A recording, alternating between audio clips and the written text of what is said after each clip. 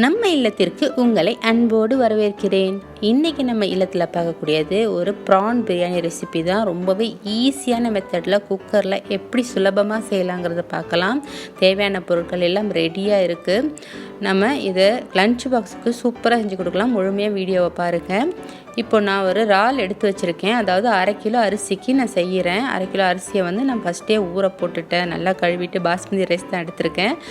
இதில் பார்த்திங்கன்னா இறால் 1/4 கிலோ கூடவே போடலாம். நம்ம தேவைக்கேற்ப நம்ம போட்டுக்கலாம். இங்கே நான் ஒரு 10-12 இறால் தான் வச்சுருக்கிறேன். ஏன்னா இறால் ரொம்ப யாரும் சாப்பிட மாட்டாங்க. அதுக்காக நான் என் கணவர் மட்டும் சாப்பிட்றதுனால கம்மியாக போட்டிருக்கேன். இறாலோட பெரிய ஒரு இது என்னன்னாக்கா, அது கொஞ்சம் போட்டாலுமே நல்ல ஃப்ளேவர் கொடுக்கும். இப்போ அதில் நான் பார்த்திங்கன்னா இஞ்சி பூண்டு ஒரு 1/2 டீஸ்பூன், தேவையான அளவு உப்பு கொஞ்சோன்ட்டு, அப்புறம் மிளகாத்தூள் 1 டீஸ்பூன், மிளகுத்தூள் 1/2 டீஸ்பூன் போட்டு நல்லா பெரட்டி அப்படியே வச்சுக்கிறேன். இப்போ நம்ம ஃபஸ்ட்டு செய்ய வேண்டியது அதுதான். அரிசியை ஊற வச்சுக்கிட்டோம். நம்ம இந்த ப்ரானை கொஞ்சம் நேரம் ஊற வைக்கிறோம். எதுக்காகங்கும்போது இந்த வெங்காயம் தக்காளிலாம் நம்ம ப்ரிப்பேர் பண்ணுறதுக்கு வரைக்கும் அது கொஞ்சம் நேரம் ஊறட்டும். அப்படியே வச்சுட்டு நம்ம வெங்காயம் தக்காளி அரிஞ்சு ரெடியாக வச்சுக்குவோம். அதுக்கப்புறம் நம்ம தாளிக்க வேண்டியது தான். எந்த குக்கரில் நம்ம செய்ய போகிறோமோ அந்த குக்கர் ரெடியாக வச்சு அதில் ஒரு 3 டேபிள் ஸ்பூன் மாதிரி எண்ணெய் ஊற்றிக்கிட்டு நம்ம இந்த பிரட்டி வச்சுருக்கிற இறாலை முதல்ல போட்டு லைட்டாக, ரொம்ப வறுக்கணும்னு இல்லை, லைட்டாக அந்த மசாலாலாம் கொஞ்சம் ஏறுற அளவுக்கு வறுத்து நம்ம தனியாக எடுத்து வச்சுக்க போகிறோம். இதான் ஃபஸ்ட்டு ஸ்டெப்பு. இப்படி நம்ம செய்யும்போது இந்த இறாலில் உள்ள டேஸ்ட் உப்பு எல்லாம் நல்லா சேர்ந்துருக்கும். நமக்கு அந்த பிரியாணியில் சாப்பிடும்போது ரொம்ப டேஸ்ட்டாக இருக்கும். உங்களுக்கு அந்த டிஃப்ரெண்ட் தெரியும். இப்போ ஓரளவு வறுத்துட்டு எடுத்து வச்சாச்சு. ரொம்ப நேரம் வறுக்கணும்னு அவசியம் இல்லை. இப்போ அதே எண்ணெயிலேயே இன்னும் கொஞ்சம் ஒரு 50 ml அளவு எண்ணெயை ஊற்றிக்கிட்டு நம்ம தாளிப்புக்கு தேவையான பட்டை 2, ஒரு பிரிச்சி இலையை 2 பிச்சு போடுறேன்.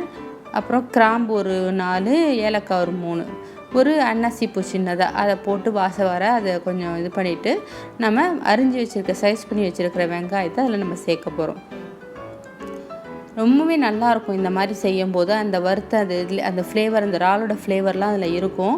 ஸோ நம்ம அந்த வெங்காயத்தை வதக்கும்போது அங்கே ஒட்டி இருந்தால் கூட அதெல்லாம் எடுத்துகிட்டு வந்துடும். நீங்கள் வெங்காயம் வதக்கும்போது அந்த குக்கரில் அப்படியே ஒட்டுறது எல்லாம் வெளில வந்துடும். அது வெங்காயத்தோடு சேர்த்து வதங்கும்போது ரொம்பவே சூப்பராக இருக்கும். தேவையான அளவு உப்பு கொஞ்சம் போட்டுக்கிட்டு ஓரளவு வதக்குங்க. வதக்கும் போதே அப்புறம் ஒரு பச்சை மிளகா ஒரு 7-8 போட்டுக்கிறேன். ஏன்னா மிளகாத்தூள் என்கிட்ட இருக்கிற மிளகாத்தூள் ரொம்ப காரம் கிடையாது.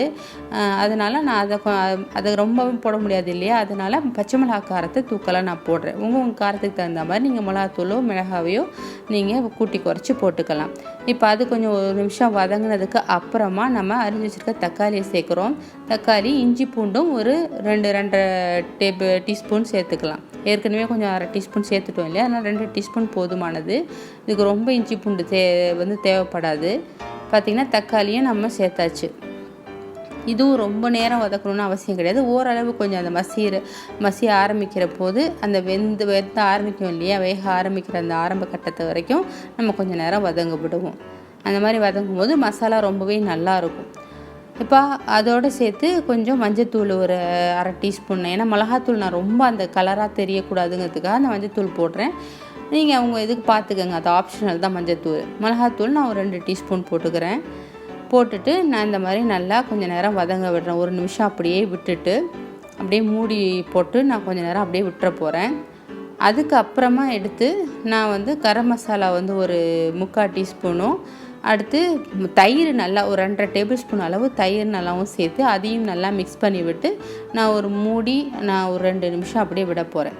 இதெல்லாம் மீடியம் ஃப்ளேம்லேயே அப்படியே வச்சுருங்க. நல்லா எண்ணெய் மிதந்துக்கிட்டு அந்த மசாலா குக்காகி வரணும். வாசத்துக்கு மல்லித்தலை, புதினா தலை கொஞ்சம் போட்டுக்கோங்க. தேவையான அளவு போட்டுக்கிட்டு அப்புறம் கடைசியில் கொஞ்சம் போடுறதுக்கும் கொஞ்சம் வச்சுக்கோங்க.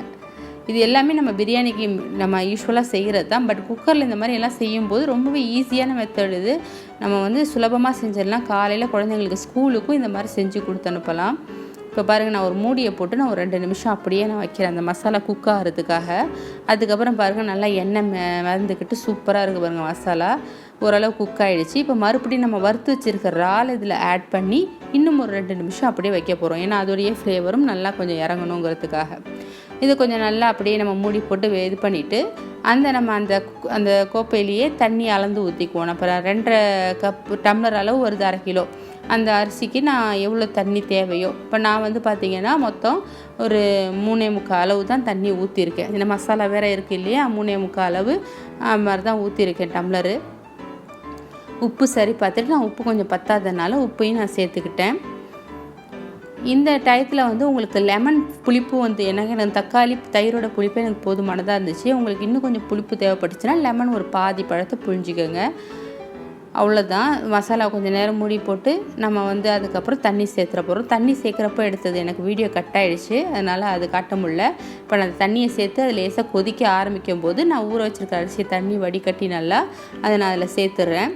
சேர்த்துட்டு இன்னும் கொஞ்சம் சொச்சம் இருக்கிற மல்லித்தழையும் புதினாவையும் சேர்த்து நல்லா பொடியாக கட் பண்ணி நம்ம கையால் எப்போதுமே கிள்ளி போட்டோன்னா அது ஒரு டேஸ்ட்டு நல்லாயிருக்கும். அதனால் அந்த மாதிரி போட்டு நம்ம நல்லா கொதிக்க விடுவோம். நம்ம நல்லா தண்ணி சுண்டி வர நேரத்துக்கு நம்ம மூடி போட்டு வெயிட் போட்டுடலாம். பாருங்கள் எவ்வளோ காலையிலேயே சீக்கிரமாக செஞ்சிடலாம். இறால் வந்து ரொம்ப நமக்கு வேகிறதுக்குலாம் டைம் எடுக்காது இல்லையா, அதனால் சுலபமாக செய்யக்கூடிய ஒரு பிரியாணி தான் இது. பாருங்கள் நல்லா தண்ணி சுண்டிக்கிட்டு வந்துடுச்சு. இப்போ இந்த ஸ்டேஜில் நம்ம வந்து நல்லா ஆவி பறக்க இருக்கு இல்லையா, இந்த ஸ்டேஜில் நல்லா மூடியை போட்டு வெயிட்டையும் போட்டுருங்க. நல்லா ஸ்டீம் வரணும். வெயிட்டை போட்டுட்டு அதுக்கப்புறம் நம்ம விசில்லாம் விட தேவையில்லை.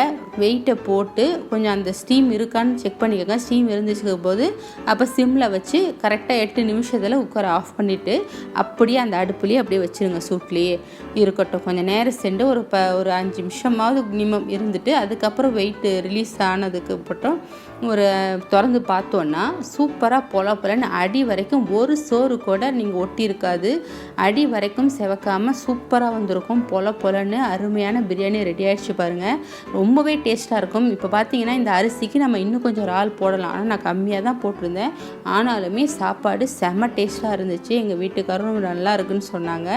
இப்போது இந்த சாப்பாடு வந்து குழந்தைங்கலேருந்து எல்லாருக்கும் ரொம்ப பிடிக்கும். ஒன்றுமே தேவையில்லை. நம்ம ஏற்கனவே நம்ம சேனலில் செஞ்சுருக்க அந்த முட்டை ஃப்ரையும் ஒரு ரைத்தாவும் வச்சாலே போதுமானது. ரொம்பவே டேஸ்ட்டாக இருக்கும். டிஃபன் பாக்ஸுக்கும் அப்படியே கொடுத்து அனுப்பலாம். நீங்களும் செஞ்சு பார்த்துட்டு எப்படி இருக்குன்னு கமெண்ட்ஸ் அவசியம் சொல்லுங்கள். இந்த வீடியோ உங்களுக்கு அவசியம் பிடிச்சிருக்குன்னு நம்புகிறேன். இந்த வீடியோ உங்களுக்கு பிடிச்சா லைக் பண்ணுங்கள், மறக்காமல் சப்ஸ்கிரைப் பண்ணிவிடுங்க. தேங்க்ஸ் ஃபார் வாட்சிங்.